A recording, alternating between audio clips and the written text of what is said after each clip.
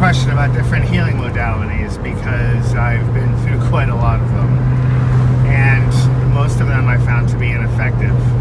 And I suppose to tell you what I mean by ineffective, I need to first explain different forms of healing, different results, because this typical result is one of temporary relief.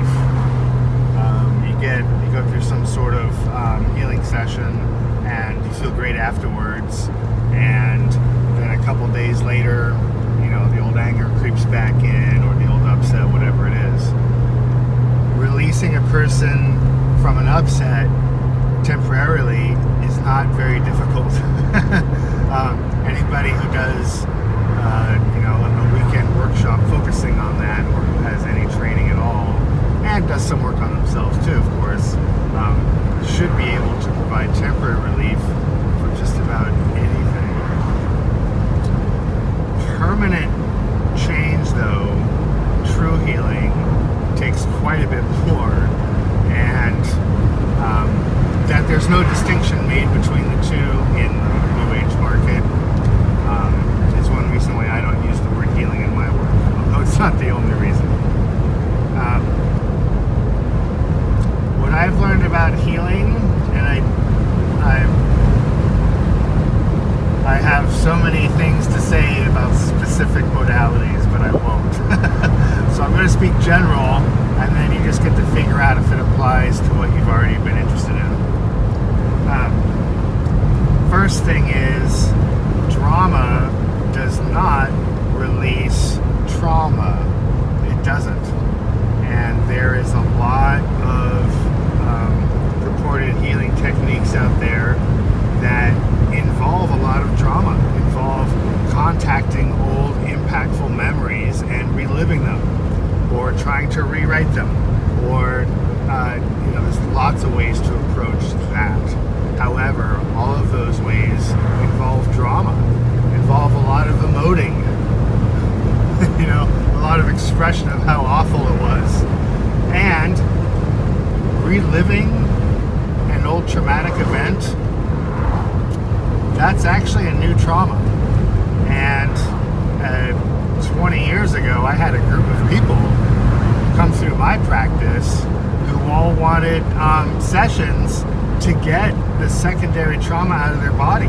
They had done a breathing weekend, and not rebirthing, it was a different one. And they were all traumatized by it. Why? Because they're expected to hyperventilate and to get all dramatic and to cry and emote. And, you're going to feel better after when it's over because it's no longer happening. But that does not actually heal the underlying trauma. If you go to a healer and you truly let go of an underlying trauma, within an hour or two, you don't even remember what it was you let go of. And I've seen it and I've experienced it. I know that's real. Real healing does not involve drama. It also, part two, does not involve any storytelling. If you go to a healer, and I've been through this too, and they have to tell you what you healed, or if they have to tell you how you're better, or if they have to tell you what happened in the session, that's a pretty good indication that nothing actually happened. If you truly let something go and you actually feel better, no one has to tell you. You can feel it, and you'll know exactly what it was. And yeah, maybe the next day you'll wake up and not remember what it was, but in the moment, immediately after letting it go, you'll remember, oh yeah, my uncle blah blah blah, and the next day you just won't be mad at your uncle anymore, but you don't, unless you really think hard about it, you won't remember what it was that you let go of. Real healing does not involve any drama, nor does it involve any storytelling. Real healing is about identifying what our body is holding on to and then getting the body to let it go. So, of course, I've developed my own techniques, and I don't call them healing. Because what I've learned is that letting go of individual events in our life that we don't like remembering, it's not necessarily going to change our life. What really shifts our life in a positive way is when you teach your body to not hold on to traumas in the first place. And teaching your body that can require this repeated activity of letting old events go. Eventually your body realizes that old memories or old events feel different than events that are currently happening right here, right now. And when your body figures that out, it'll just start letting go of things that aren't actually happening right now, because your body knows that they aren't real anymore and there's no reason to be coping with them or dealing with them. There's a lot of good healing work out there, and there's a lot of healing work out there that isn't as effective. And I'm slowing down there because the third part is about not good enough. Because what typically happens is, so someone might spend a few months with a shaman out in the jungle, or maybe you spend some time doing all the Reiki levels and then actually practicing and getting really good at that. Reiki can get permanent results, just like rebirthing can. But many people who get trained in those two modalities, which are very valid, I believe, people who have not handled their own issues but who train themselves as healers then believe that they've got to bring other things into it.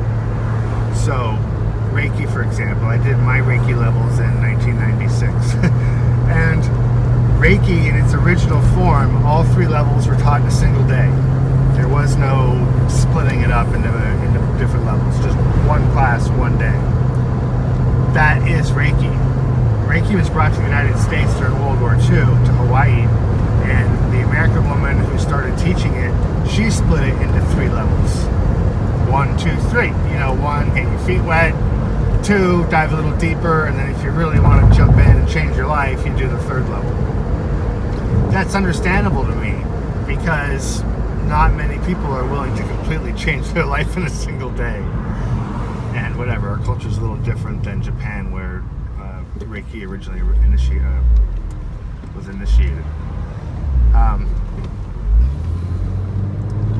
So in 1996, I did my Reiki levels, and I did Reiki 1 and 2 in a weekend, and then I did Reiki 3 on another weekend. And at that time, if you looked up Reiki on the internet, you would be hit with all these ads and websites for Reiki Plus, Reiki Plus Plus, Reiki Plus Plus Plus, Super Reiki Plus. And that was all people who did a Reiki class, but who still had this not good enough issue going on. So then they try to make it better. Reiki is perfect the way it is, just like rebirthing. Rebirthing in its original form is perfect. It's absolutely perfect. It is Maha Yoga. So any other breath work, you got to ask yourself, why did they change the name and why did they change it? That's it. So the third piece about healing is you got to watch out for the not enoughs. Because a healer, a person who puts themselves out of a healer, who hasn't handled their own issues, is not going to be able to help you with yours.